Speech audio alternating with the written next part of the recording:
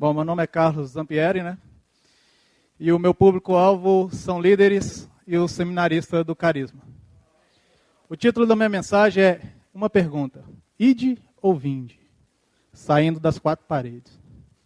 Bem, meus irmãos, eu tenho observado, principalmente no meu bairro, igrejas que, pelo menos durante o tempo que eu moro naquele bairro, tem 16 anos, e continuam ali sempre o mesmo tamanhozinho, não cresce, não desenvolve. E isso tem me preocupado muito, porque Deus, o Senhor Jesus, Ele deixou uma grande comissão. E é sobre esse texto que eu vou falar hoje. Eu queria que você abrisse sua Bíblia em Marcos 16, versículo 15. Jesus disse assim: e disse-lhes, ide por todo mundo e pregai o evangelho a toda criatura. Eu tenho preocupado com essas igrejas que não se desenvolvem. Qual está sendo a motivação dos líderes dessas igrejas? Eu percebo que as pessoas estão tendo que ir até a igreja para receber Jesus. Eu percebo que a igreja não tem saído pouco. E eu quero falar aqui sobre características do ministério de Jesus, o que Jesus fez quando pregou o evangelho aqui na terra. Jesus, ele foi o primeiro a cumprir o ide aqui na terra. E isso ele designou para que nós continuássemos essa obra. Amém? Quando a gente fala ide, quando a Bíblia fala ide por todo mundo e pregar o evangelho, a palavra ide, ela é o imperativo do verbo ir, quer dizer, deslocar-se, mover-se. Isso é, não ficar no mesmo lugar. Ir para onde? Deslocar para onde? Por todo mundo. Se é por todo mundo, não é no mesmo lugar. Para que você vai deslocar por todo mundo? Para pegar o evangelho. A quem? A toda criatura. Não é somente a um grupo de pessoas, meus queridos. E a primeira característica dessa minha mensagem é que Jesus não ficou preso em templos. Quando a gente vê, tem N exemplos, né? Quando nós vemos em Mateus 13, de 53 a 58, nós vemos que Jesus foi pregar para o seu povo. Aquele povo que ele conhecia, o povo de nascença. Seria cômodo para nós pegar para as pessoas que nós conhecemos, né? Não sentiríamos nem vergonha, nem tremeríamos, né? E Jesus, ele foi pregar para esse povo, mas o povo ficou ali maravilhado com tanto poder, de onde vem tanto conhecimento. Mas aí de repente eles começam a falar: mas não é esse o filho do carpinteiro? Não é esse o filho de Maria? Irmão de fulano, Beltrano e tal? E eles começaram a se escandalizar com Jesus. Meu querido, se não for um chamado de Deus para a sua vida, e você está pensando em ficar somente na tua igreja, cuidado. Somente no meio do teu povo, cuidado. De repente Deus quer que você vá para outros lugares. Amém? Porque Jesus, ele foi enviado para pregar o evangelho. Ele precisava pregar o evangelho em todas as cidades. E nós que somos do Seminário Teológico Carisma, nós recebemos muita carga aqui. É um super intensivo de ensino da palavra, amém? E pessoas vão insistir para você ficar no meio deles. Vão lhe oferecer dinheiro, às vezes, para você ficar no meio deles. Mas ontem, pastor Ademir falou uma palavra que eu amei. Ele estava falando de segurança. E do nada ele falou assim: queridos, não venda seu ministério, não venda a sua unção por dinheiro nenhum. Eu falei: glória a Deus, eu vou falar sobre isso amanhã. E nós vemos em Lucas 4, 42, 43, que as pessoas pediam para Jesus ficar no meio delas.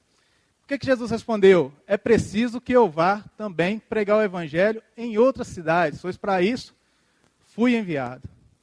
Meus queridos, eu, você, nós, fomos enviados a pregar o evangelho em todas as cidades.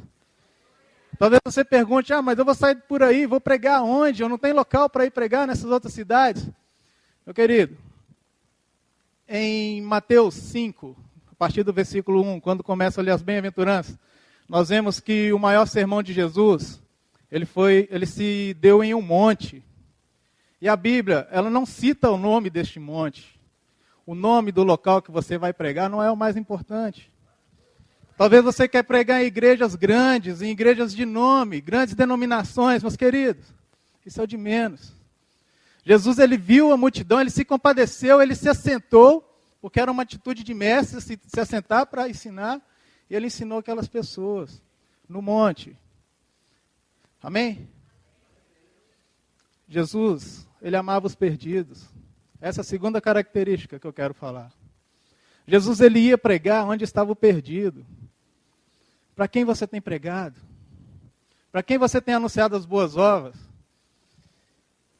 Às vezes, querendo ou não, lá no nosso interior, a gente fala tanto em não fazer acepção de pessoas. Será que não fazemos mesmo? Jesus, ele parou na fonte de Jacó e tinha ali uma mulher samaritana. E os judeus não se davam bem com os samaritanos. Jesus, ele parou ali para matar uma necessidade física, ele queria beber água, ele estava com sede. Jesus era homem, amém? Então ele tinha sede, né? E ele não perdeu a oportunidade, ele pregou para aquela mulher. E a palavra diz que, lá no final do texto, que ela saiu a falar de Jesus para as outras pessoas.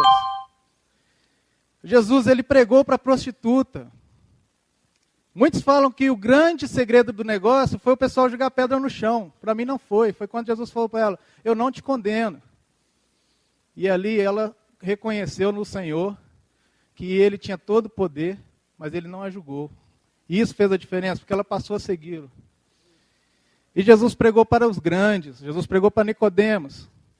Meus queridos, nós vamos pregar para grandes, amém? E esses grandes têm as letras, eles são diplomados. Mas você vai falar assim, e o que eu vou falar diante deles? Você tem o Espírito Santo. Amém? Jeremias não sabia o que falar, Deus disse, eis que porém em tua boca as palavras. Amém? Meus queridos, quando deram para Jesus o templo dele, o local que era reservado a Jesus, ele ainda assim pregou. E essa pregação foi na cruz do Calvário. Aquele é o local de Jesus. Ele, em seus últimos suspiros de dores, ele ainda pregou. Ele pregou perdão ao ladrão. O ladrão recebeu a salvação nos últimos minutos. Ele pregou o perdão para aqueles homens que fizessem para ele. Estava fazendo aquele mal para ele. E ele pregou que ele era verdadeiramente o Filho de Deus, ao ponto de um centurião romano declarar isso. Ele cumpriu o ide. O centurião romano era ímpio, era gentil. E ele reconheceu Jesus ali. Então, meus queridos, se você não pregar, Deus vai usar alguém para pregar. Na minha vida eu passei por várias dificuldades, por várias necessidades, inclusive espirituais. No momento que eu mais precisei, não chegou um crente para pregar para mim. Deus usou um preto velho para me mandar vir para a igreja.